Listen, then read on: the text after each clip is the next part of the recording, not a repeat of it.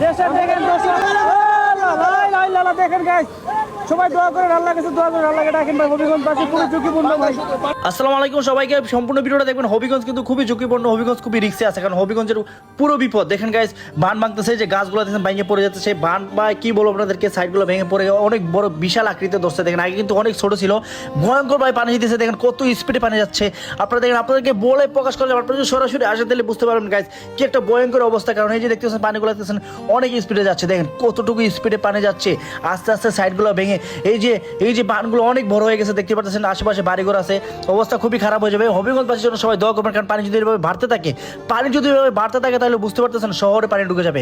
হ্যাঁ গাইস, এরকম পানি বাড়তে থাকলে শহরের অবস্থা খুবই খারাপ হয়ে যাবে। তো আপনারা প্লিজ এই যে দেখেন কিভাবে গাছগুলো ভেঙে ভেঙে ওই চলে যাচ্ছে, আপনারা দেখতে পারতেছেন অবস্থা খুবই খারাপ। আমি বলার ভাষা নাই, আমি কি বলবো আপনাদেরকে, বলে বুঝাতে পারবো না। আপনারা যদি সরাসরি আসেন তাহলে বুঝতে পারবেন কি একটা ভয়ঙ্কর পরিস্থিতিতে আছি আমরা।